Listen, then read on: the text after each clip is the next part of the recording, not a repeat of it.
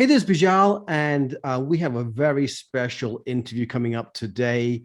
Something very close to my heart because when we were living in San Diego between the years 2003 and 2010, we experienced a lot of money challenges. The kids were very young at that time, and we really weren't aware of how those money challenges could affect them in the long run. But now here at Financial Freedom, we take these conversations and these subjects much more importantly. And to help answer some deep questions here, we have Amber Trueblood. Amber, welcome, and thank you for joining us. Thank you so much for having me. I'm excited to chat with you today.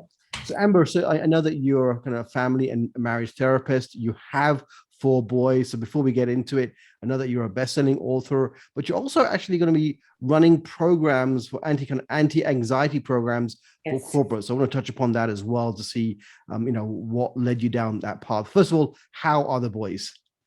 The boys are doing great. Yeah, we just recorded a music video this morning and had a round of ping pong and pickleball. That's what so far today has looked like. That's the mum duties. So tell us a bit more about your background and kind of how you got interested in this field. Oh my goodness. Well, in therapy and helping people reduce stress, but also in finances. So which one you want me to go into first? Let's start with the helping people reduce stress, and then we'll talk about how that impacts the money situation at the home level. Got it. Yes. Well, so I'm a licensed marriage and family therapist, as Bijal said, and I knew I wanted to do something in that field from, early high school at the very latest. And I never swayed from that. I really knew I always wanted to help people, but it wasn't really until later, until I became a mom, that I honed that more specifically in terms of helping families. And even more specific than that, specifically reducing stress and anxiety in our daily lives. Because for me, that's where it all begins. Because if you are busy feeling a lot of stress and self-judgment and worry and frustration, that emanates right through everything that you do, through your parenting, through your relationship, through your communication, through your focus, your memory, your work, your creativity, and then physiologically it affects you as well, right? So it's going to affect your immune system and your sleep cycles and your metabolism. So for me, it was the easiest, most direct route to help as many people as possible. So you touched upon some subject there. You've talked about different words we can use. You've got worry, anxiety, fear of the future, all of these. Are they very closely related? Are we talking about the same things? Oh, that's such a good question. So to me, they're very, very closely related. And I believe that fear underlies most of those, because when you have a fear of the unknown, that's what leads often to feelings of anxiety and uncertainty and worry, right? When we're very clear of what's coming, even if it's negative, often that anxiety kind of dissipates, because then you have real information. You can prepare yourself in different ways, right? Because you know what's coming. So often it's this fear of the unknown that then amplifies your anxiety and worry, because we're wired, right, to notice the threats and be prepared for them so that we can survive, right? So by doing that, unfortunately, we pay more attention, we pay closer attention to all the negative possible future outcomes, instead of looking at it more reasonably, right? And seeing, well, that could end badly, but also could end really great. We tend to not do that. So a lot of the self-care strategies that I share show people how to purposefully switch that, so that you begin to have a perspective that is more evenly keeled, right? That's not so heavily oriented toward the negative possible outcomes. So while I believe, while most adults may be aware of themselves feeling kind of anxious or worried, fearful of the future, I don't believe, and this may be kind of true for me as a parent, but always as aware of the impact that's having on kids in two ways. One, are they going through their own level of anxiety, worry, etc.? Yeah. B, how we as parents can kind of add a little bit of fuel to the fire. and then we'll get on to the topic more in just a moment on the money side of things too. Okay. But what are the first signs a parent should be aware of that, you know what, the kids are going through their own world of worry, anxiety, at the kids and teens level? Okay, so the first thing I would love to help encourage people, especially parents, to understand is, kids are just like adults, and we all are very individual, right? We all have very different personalities and characteristics and traits, and you know your children best. So really tuning into your gut and trusting yourself if something feels off, that's the first thing. Because I'm going to share with you a bunch of kind of trigger signs and possible clues that your child might be anxious. But at the end of the day, if your child doesn't show any of these signs, but something is just pulling at you and you feel like something is off, act on that, check in, and we can share with you what to do in that I think case. there's something, at least, I've heard this said between parents, and I kind of is they'll get over it. And I don't think that old school way of thinking of they'll get over it. It's just teenage stuff. Is we shouldn't. I don't think we should be ignoring it. Can you just go a little bit deeper into that? Like they are human, the same as adults are human, which seems obvious. But as adults, this stuff affects us. We know it affects us. Enough studies have been done now to show the effect of stress. Yeah. For some reason, as parents, I don't think we are as aware of anxiety and worry and the long-term impact on that on our kids and teens. And I don't think they just get over it the way we often think they might. Right. And there's a difference between long-term stress, right? Chronic levels of stress. Even if it's mild or moderate stress, it still can be hugely negatively impactful on them physically and emotionally and relationally. So it's the short term, oh my gosh, something happened and it was just a very stressful moment, but we all survived and we're okay. We had like a near miss car accident or something like that, right? That's high stress, but momentary, temporary. And so there's a big difference between that and what happens with our bodies and our emotional state when we have long periods of time under even small amounts of stress. And so, like Bijal said, there's so many studies showing how that impacts us negatively as an adult. And it happens the same way for children, except they're not always able to articulate what they're feeling as readily, right? Because maybe they can't even put a name to it.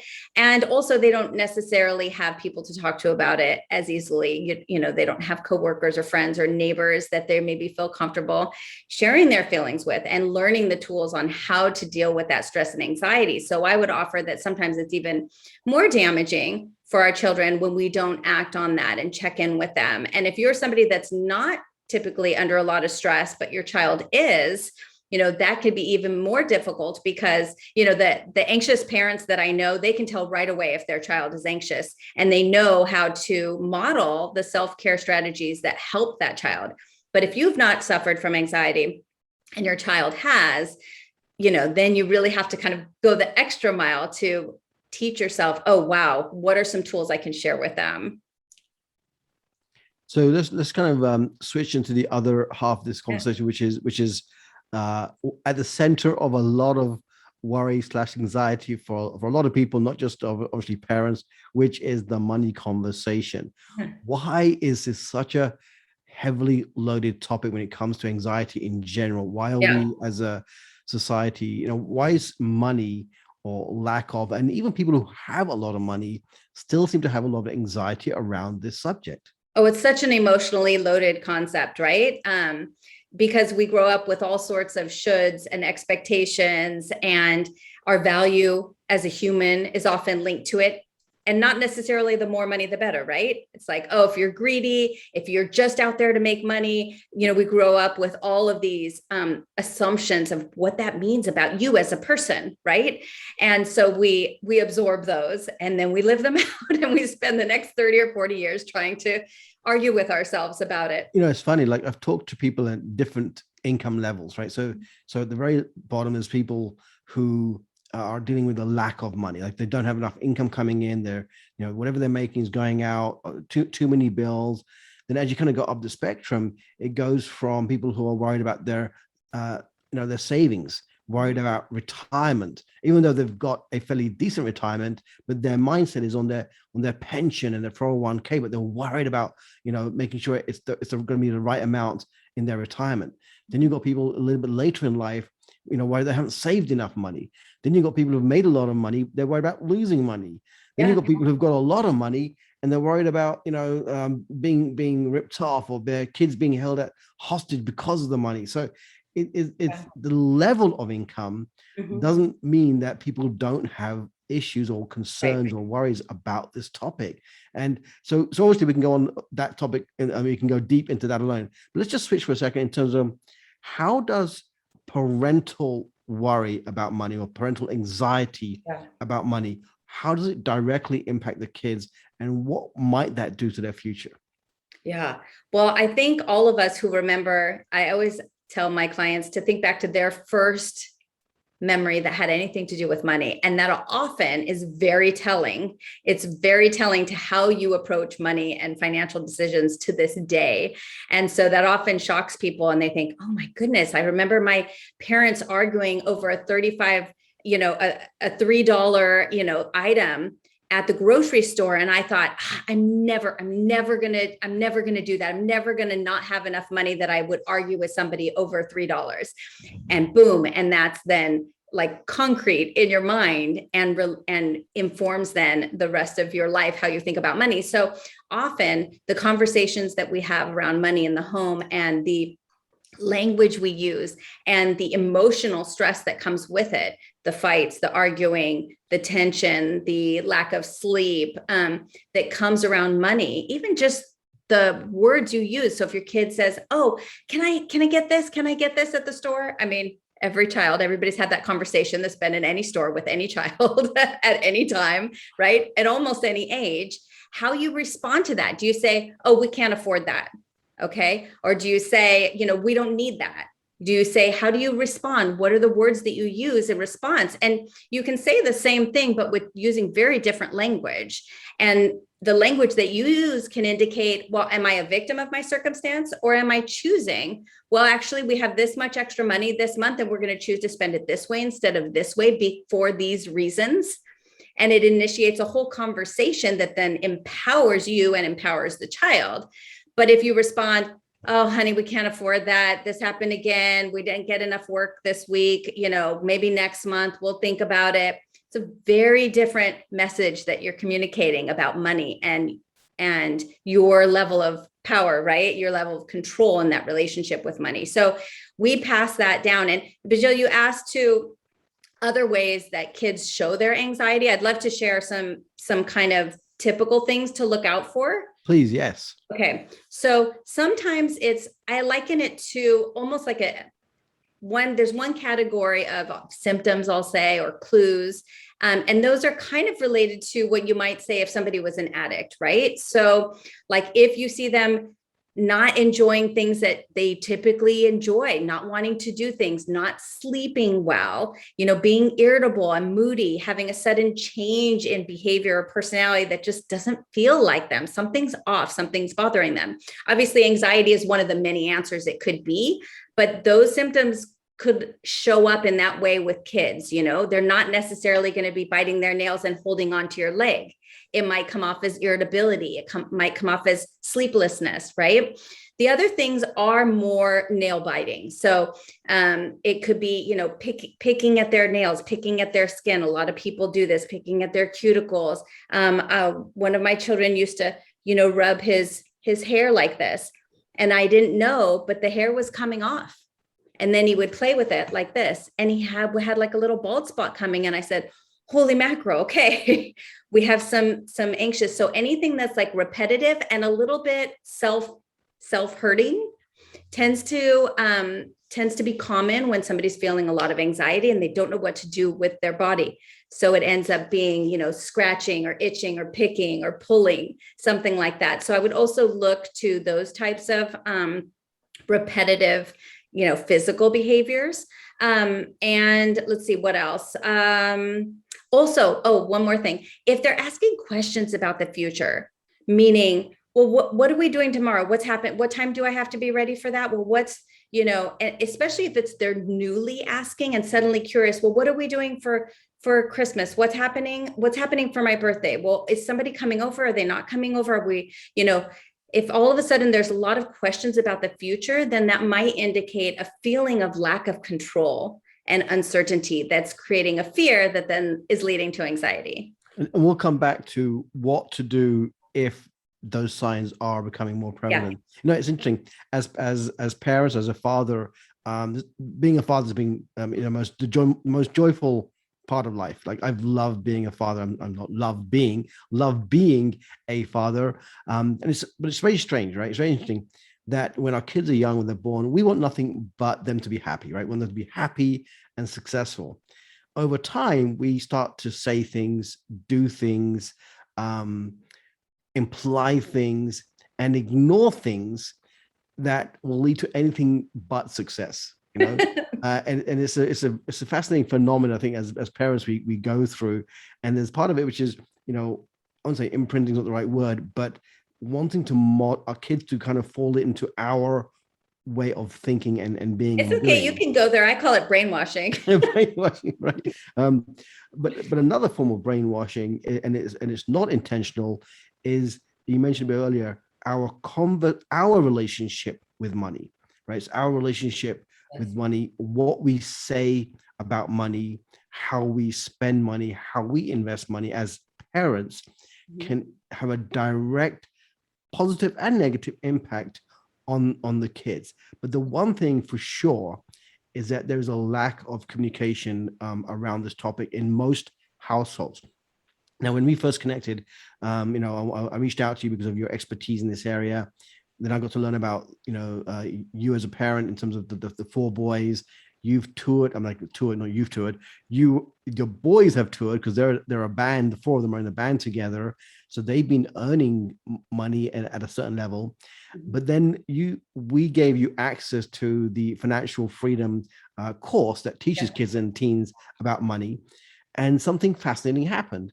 They started to have more communication with you about this topic. Can you kind of just give us an insight into what happened there?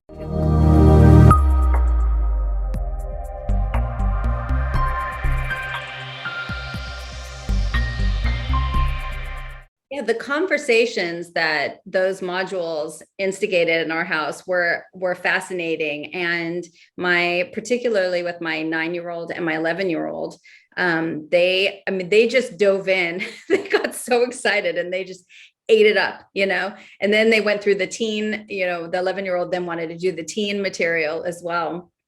And so, they would ask me, well, where do you save your money? Do you use a bank or do you use an online bank? And well, what kind of interest rate, are we getting on that? And how do you decide what to do about this? And, it opened up several conversations actually that were incredible. And then it allowed for a whole organic conversation to take place where we were sharing things that we really do want them to know, but hadn't gone out of our way necessarily to have that conversation with them. So it prompted conversations that were really helpful. And I think this could be so useful both in families where the parents feel like they have a real handle and confidence and clarity with their financial situation. That could be very useful.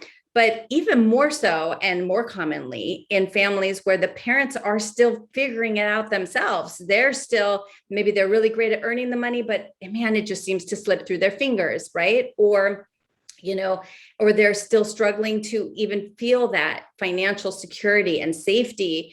And they're really struggling with money. And it's kind of this love-hate, relationship. So in those families, what I love about the tools in Financial Freedom is that, man, imagine if you had known all of these skills and understanding of how money works without all of this judgment and fear and guilt and shame when it comes to making money or earning money. Imagine if you gave yourself a 10, 20, 30 year head start, right? And that's what you're giving your children by providing them with this type of information, and where it's done, playfully and in an engaging way, but it's like so ridiculously full of important content.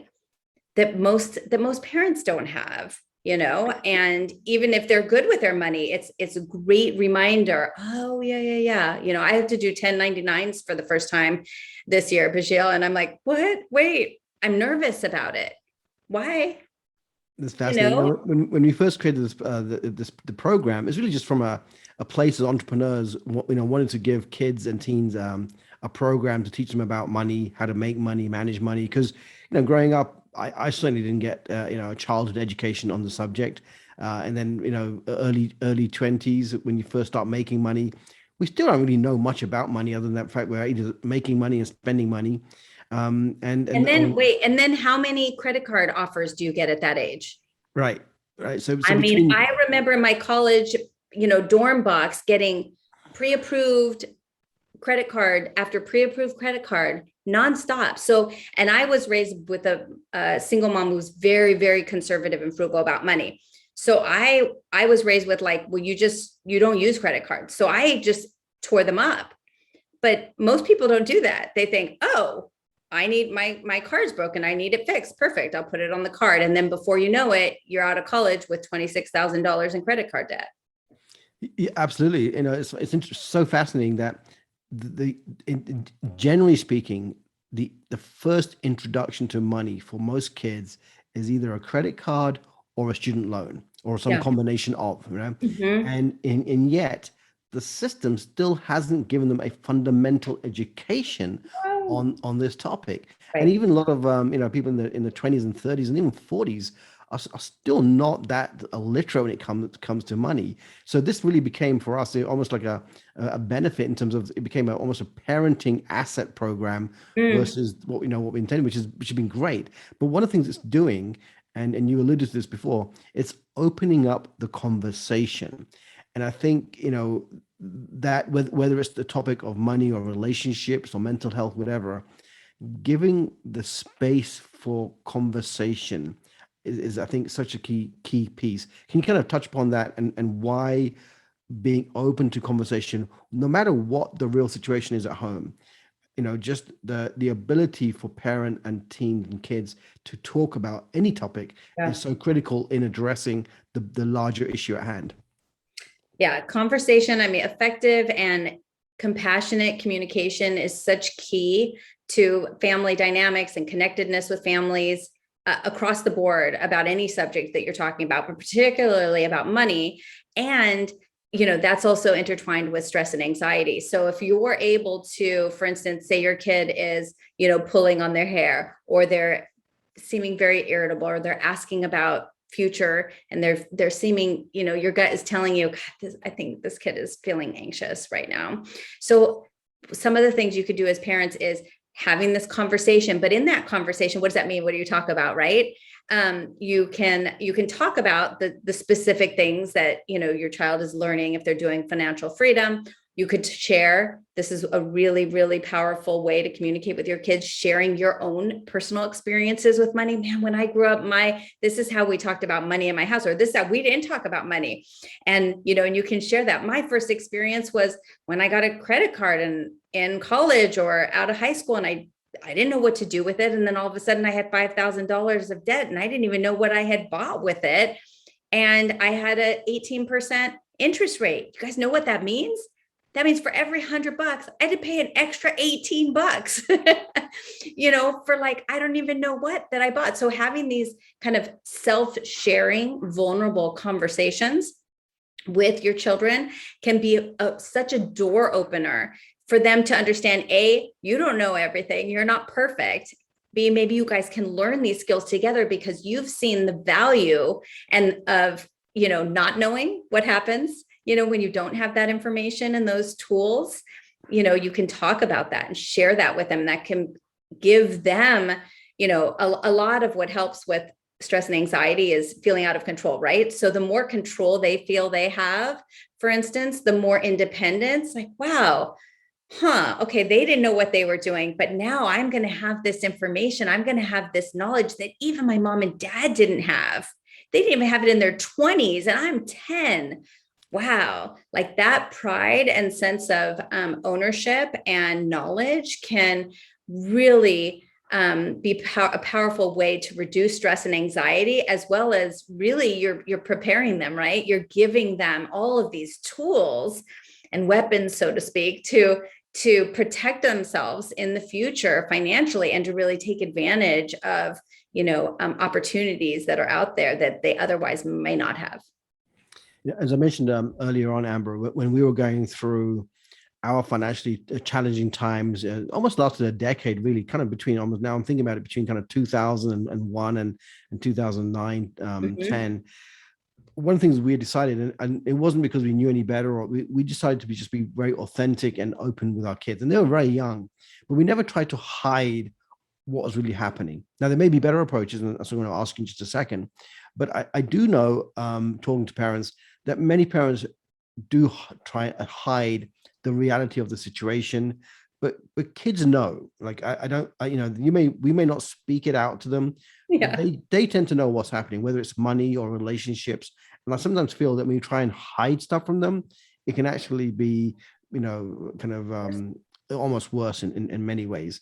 definitely. So if someone's watching this, listening to this, they're going through a challenging time, or they just have some level of money anxiety, Yeah. and they have kids, in the home, what do you suggest? Like, what's the first step that someone can take, rather than just try and hide it and ignore the fact there's something going on?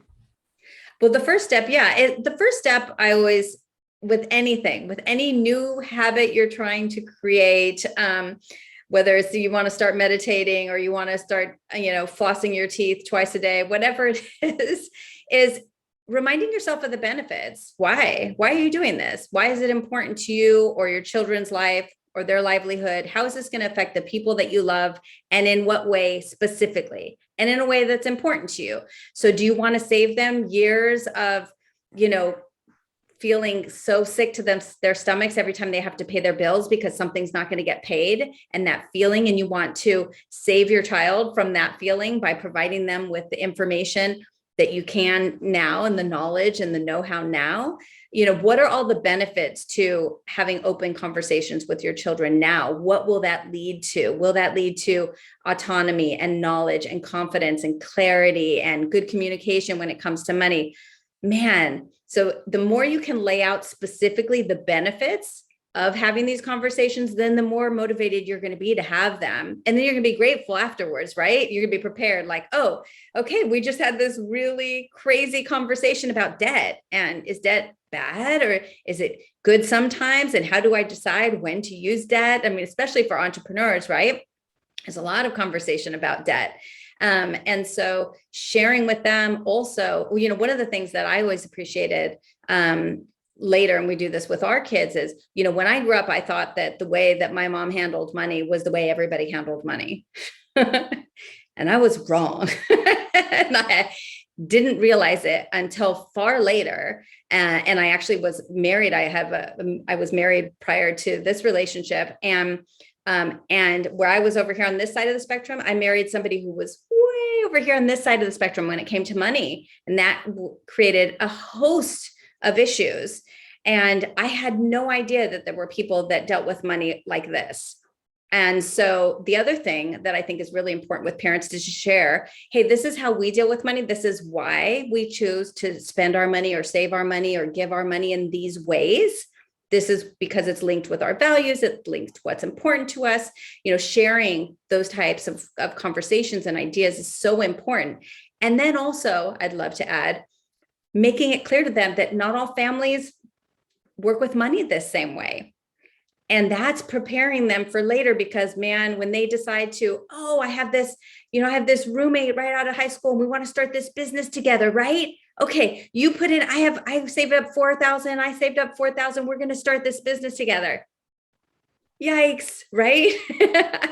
That could be wonderful and amazing, or it could be a hot mess and a really painful lesson. So, preparing them early on and having many authentic conversations, and even conversations where you don't have to know the answer. It's not necessarily teaching moments. That's what things like financial freedom is all about, is finding experts that you trust to teach the things that you maybe don't know yourself or you don't know how to teach, right?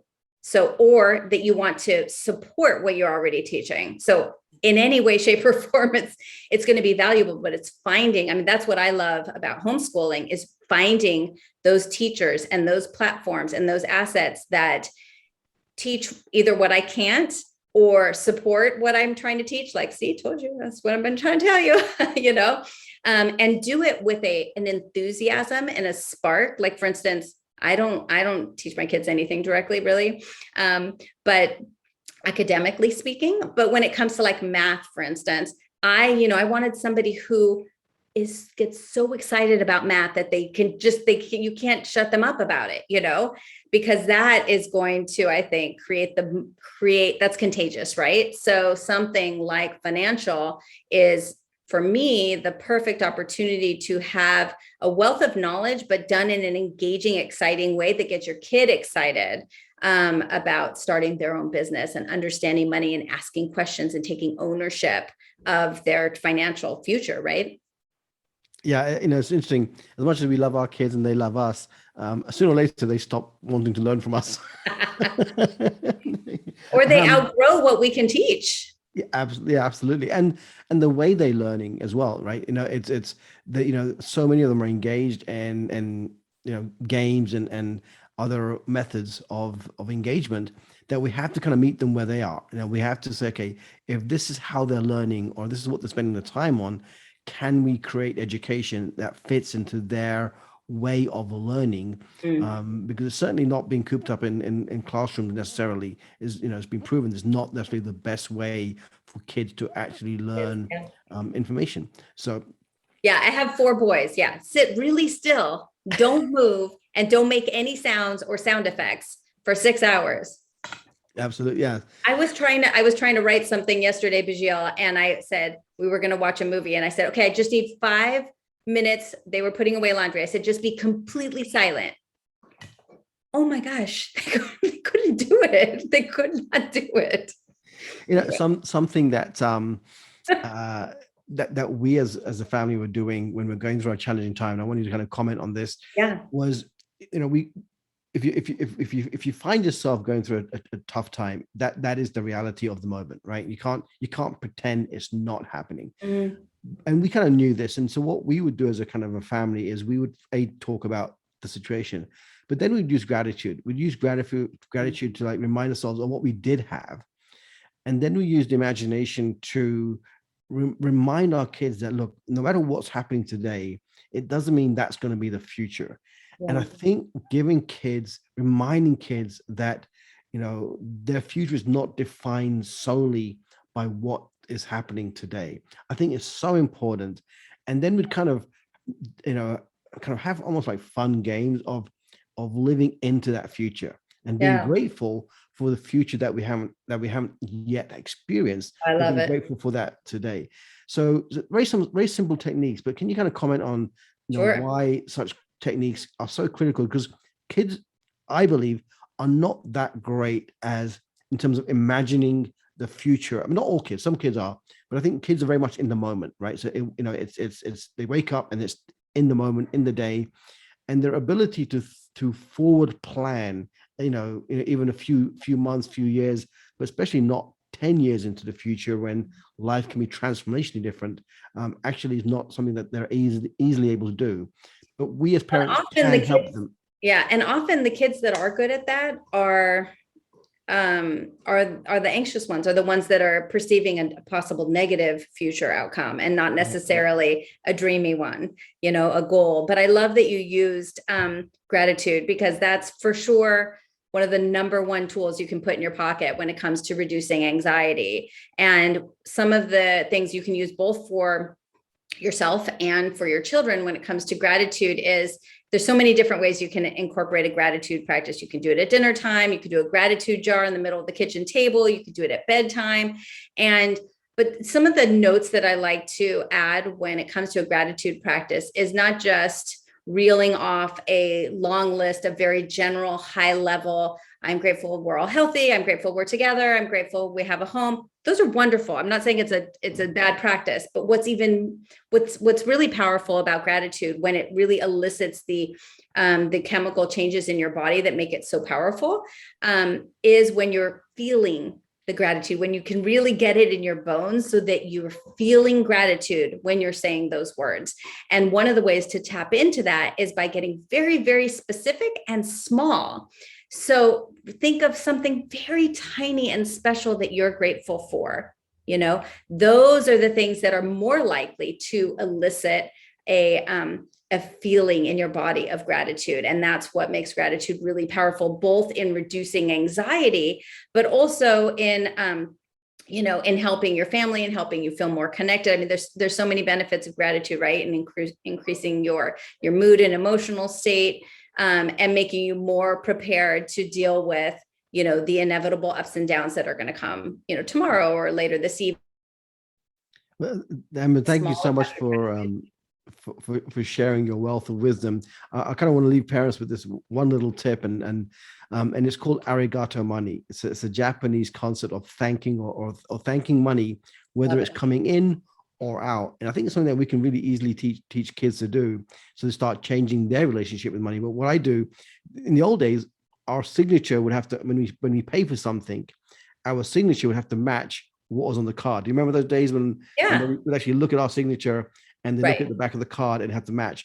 Nowadays they don't. Right? I don't know why we still have to sign, but anyway, we do in some places. But one thing I sign it, thank you. No, and, I sign it, thank you. And first of all, it's a smile for the person who's receiving that. Say, oh, you're welcome, which is great. But it's a reminder to us that money is a flow, right? Money is a tool, and it has to flow both ways. And whether it's flowing in or out, when we can remind ourselves to be grateful, right. And no matter what the situation is, even if you're going through a challenging time, gratitude, they say, is the master key for transformation, right? So I think if we have to start anywhere, remind ourselves that whatever we have, start with the gratitude for that, and then start building upon that. And I think when kids start seeing us as parents change our relationship with money, and not just allowing the situation to overwhelm us, to consume us, they might start thinking differently as well. What's your final words on those kind of principles? I agree. And what I was going to say, the thought that came to mind when you were speaking was that I can imagine some parents looking at this and saying, well, but I don't even have my own financial stuff together. So I don't know what I'm going to say. And it's embarrassing to have this conversation with my kids, because if they ask me, well, why are you doing it that way? I don't have an answer. And so I could see that some parents could hear our advice and say, well, I'm not going to do that. That's embarrassing. And I don't have an answer. And this conversation is going to be very short, And so I would say that, learning these tools together, when I just recommended financial freedom to my neighbor and her 8-year-old daughter. And I said, honestly, do it with her, because you will learn so much. You will learn so much. And it's not just for kids. It really is concepts that we all should have ideally learned, in school, but it's not taught in school. And chances are, unless you had parents that were really good, or you learned it the hard way through hard knocks, you don't know it yet either. And so if you both learn it together, then how incredible. And you can support one another through these concepts and dig in. And I think that would be such a gift to give to your children and to yourselves as well. And God, we could go on and on this, Amber, but is it okay for parents to say to themselves, it's okay that we don't have it all our shit together, for better or worse, and to be authentic about that, and say to the kids, but we can learn as a family to be better? Yeah, it's not only okay, it really is necessary, because when we spend all of our, we all have limited energy and time and resources and attention. And if you're spending a big percentage of that feeling embarrassed, feeling guilty, hiding, feeling self-judgment about your financial situation, it's not serving anybody. It's not serving you. It's not helping the situation. And it's keeping you looking backward, right? Like what you did wrong. Oh gosh, yesterday or 5 years ago, why did I make this decision? Why did I take that job? Why did I move here? Whatever it is. And when you're able to let go of that, then you're able to look forward. You're going to learn, you're going to grow, and you can move forward and change, create a different future moving on. But I think that the more time and energy you spend beating yourselves up or feeling guilty or embarrassed, it just means the longer you're going to spend in that same stasis, in that same, unfortunately, where you are now. And I always say with money too, unfortunately, I believe that debt begets more debt. When you're in debt, it's easier and easier to accrue more debt. But when you're making money, when you're investing and earning money, it becomes easier and easier and easier to earn more money. And so it's having that self-awareness and the self-kindness and self-compassion to say, I need some new tools. What I'm doing is not working. So I need some new tools. I need some new information. I need some expert guidance and support. And then I can turn that around and start the spiral going this direction instead of this direction. And to me, that makes all the difference in the world. I just love the fact that you've gone so deep into the subject. In fact, you've gone to the level of now wanting to bring this work into the corporate environment, because if money anxiety is one source of worry, another one is our work environment, especially with everything that's going on, the anxiety that's created in the workplace, and then how that can almost filter down into the family life. Can you tell me a little bit more about why you decided to start doing this work in the corporate space? Yeah. Well, I think it's easier to quantify the negative effects of stress and anxiety in the corporate workplace than it is at home, because we ignore it. We've been dealing with stress and anxiety so often for so long that we just don't spend the time and energy often investing in our self-care and our emotional health to do something about it. So unfortunately, and we can't see often, it's hard to quantify how that's affecting your relationships, how it's affecting your career, how it's affecting your physical health, how it's affecting your energy level, how it's affecting your parenting, how it's affecting your sleep, on and on and on, right? So one of the reasons I created this program for corporations and teams so that they can provide this resource to their employees and their families. I want to make sure that it's open to their families as well, and then we can trickle down from there, because often it's the companies with their bottom lines that can really benefit financially, and then share that information with their teams, who then can it can benefit them in so many areas of their life outside of work. Amber, if someone wants to reach out to you to get either some more assistance or help or guidance on a personal level, or even if they're working in a company or they actually even run or own a company, what's the best way for them to reach out to you? Yeah, so they can find me at ambertrueblood.com, and all the information will be right there. Awesome. Amber, thank you so much for joining us. And folks, if you are interested in learning more about the Financial Freedom Program, simply go to www.FUNancial, that's FUN, freedom.com. You can learn more about our platform, our courses, and how we are transforming the education, teaching kids the fundamentals of life. Everybody, bye for now. Amber, thanks so much. Bye for now. Cheers.